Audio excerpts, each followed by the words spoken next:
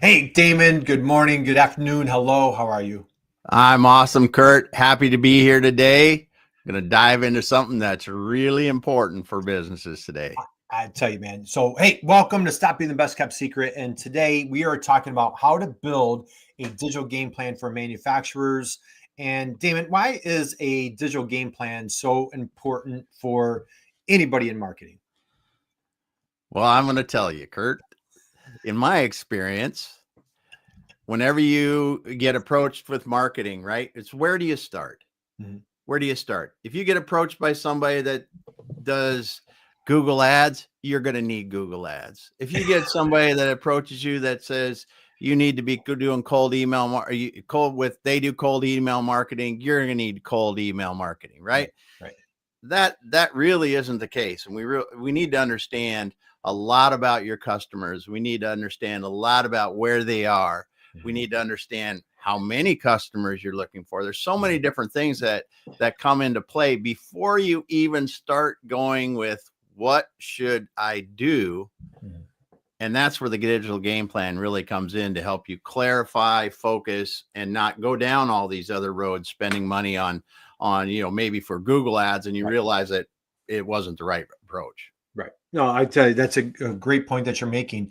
And, it's one of like our dear friend, Wesleyan Whitaker. She always says, when you try to be everything to everyone, Nothing to no one. nothing to no one. So we're going to dive into, so we're going to go through a little example. So for friends out there, drop a note in the chat box. Let us know that you're there. I would absolutely be honored. Love for you to connect with Damon and myself on LinkedIn. Love to hear what you have going on. If you have any questions whatsoever, please drop those in the chat. We'd love to hear where you're at, what's going on.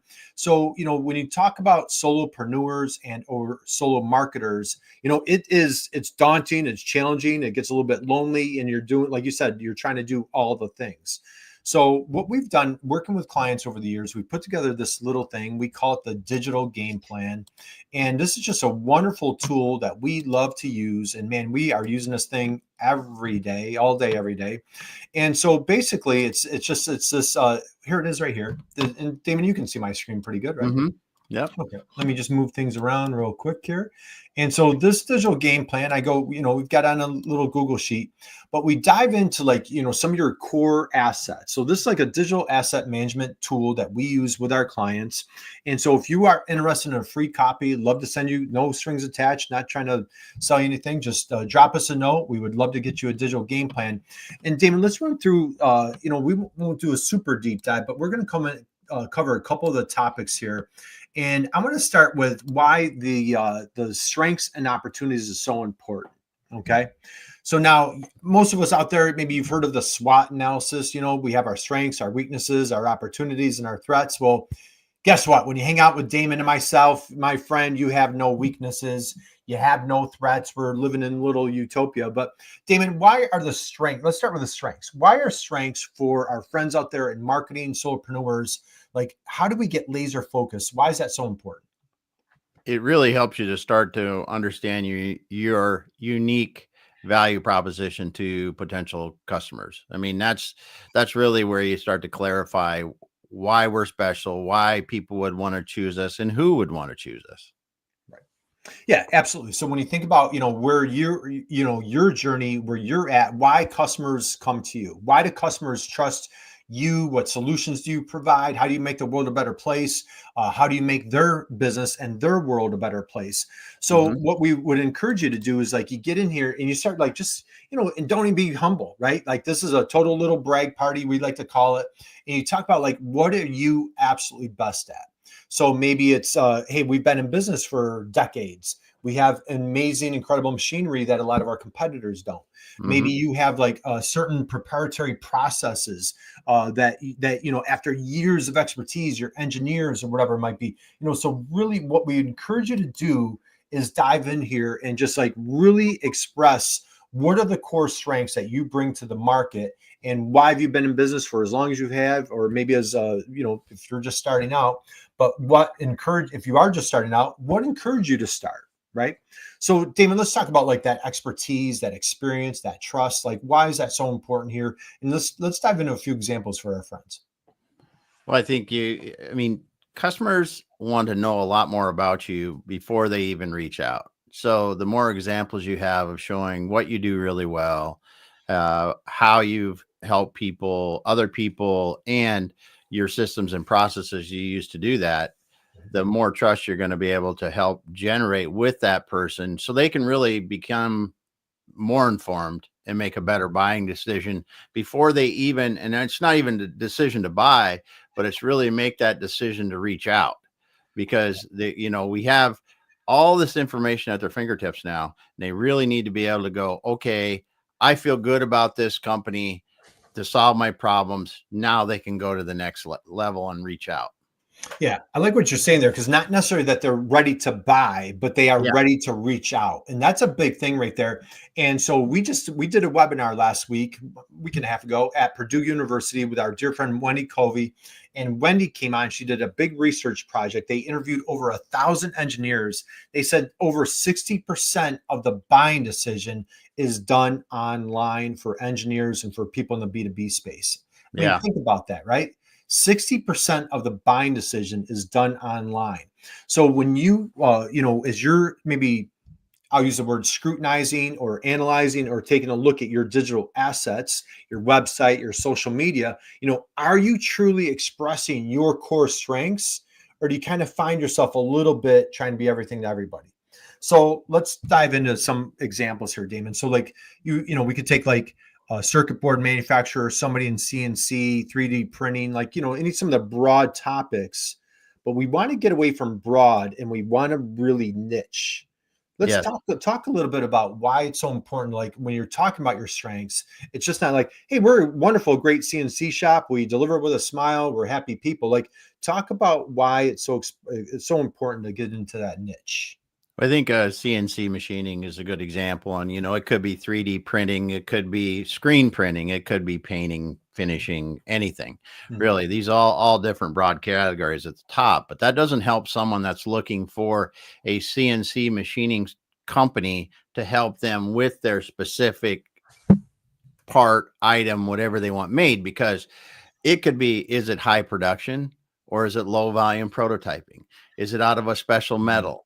Does it take complex machining? There's so many variables in it that really understand, to help the buyer understand if you're the right choice. Because I ran a company that was, this is what we did. We did complex 5-axis aerospace machining and hard metals. It was like, I forget that there was 2 or 3 metals that we would use for sure. And because I'm just losing it blank right now, but that's what we did. And even to the point that there were certain envelope sizes, right? So the size of parts, the industry, complexity of the part, everything, people knew not to come to us for a 400,000 piece run of some small aluminum piece. That's not the right place. You want to make sure that buyer can really understand who you are and who you help. Yeah, I absolutely love that, because you're segueing into the next piece. So, focusing on your core strengths helps you really expose, like, where are the opportunities? If we're manufacturing, like, hey, we're old enough to remember like 8-track players. Anybody out there like, what the heck's an 8-track player, right? But if you're manufacturing components or parts that are going into something that's maybe becoming obsolete, or maybe you're looking out on the horizon, you're like, man, I don't know how, if I'm in the long game or if this is really a short-term thing. But take your core strengths, what you're best at, how have you built your business, combine it with, like, where do we don't have a crystal ball, but where do you feel the opportunities are? And like you just said, like, hey, we weren't the best. If somebody was running 400,000 pieces of like this little widget, like we weren't the company for you. So what we have down here is, we call it like the so versus the so what. So how do you eliminate those things that, like, we're just not really good at? And you be disciplined enough, we call it, how do you niche down till it hurts? And just stay in that lane, because like when we get a client or we get a project that puts us over here, and now like we're exhausting time and energy and resources, and we're not doing our best, and we're denying ourselves from where we're really bad. So we call that, drop in, like, what are those so what things? What are those things that we're not good at, and how can you get that on here and really, as a team, hold each other accountable to say, you know what, next time somebody knocks on our door to do this, we have a great referral partner. We're going to send it Mhm. to them, right? What are Yeah. your thoughts there? Yeah. You need to know what you shouldn't be doing. Yeah, Right. It is. And I think everybody's been in a company that's figured that out the hard way one time or another. You really do. I think it's a process that's almost inevitable in earlier stage companies until you really focus in on, I do aerospace. I don't do automotive. I don't do electronics. I don't do something, but you really need to understand what you do and what you don't do, because what you don't do is going to be just as critical as what you do. exactly. So now let's take it one step further, Damon. So, the folks are out there. We've typed out like, little brag party. What are our core strengths? What are we absolutely best at? And so I'm going to jump over to like, when you think about who that ideal buyer is, okay, Hmm. what we call them soulmates. And we want to start like, okay, what questions do they have about our core strengths? Yeah. Okay. Now, the challenge is like I'm notorious for this, Damon. Like when people come on and we do a demo, like I get so excited and unfortunately my enthusiasm, like I'm going to go into the weeds and like, hey, you're going to go, check out this out. So we get caught up in our enthusiasm for what we're best at because we eat, drink, breathe, and sleep what we do. Yeah. Like those that you talked about that unique value proposition, like what we're best at. However, your ideal client, that soulmate, they don't know your process, your solution, your Hmm. superpowers the way that you do. And so we need to take a step back and talk to them at their level, right? So here we have, this is a tab here where we call it the soulmate questions, okay? And we have, hey, what are the top questions and challenges that your soulmate is facing like right now, right this minute, that encourage them and incentivize them to either go to Google, go to chat, go to AI, turn somewhere and say, raise their hand and say, I need help. What are your thoughts about soulmate questions? Why is this so important here? It's huge to understand because, as you said, we can get so far down the road. Like in the example of the CNC machining company, we may be worrying about advanced capabilities of the CNC process, blah blah blah blah blah, and the buyer's just understanding, can they make this part for me?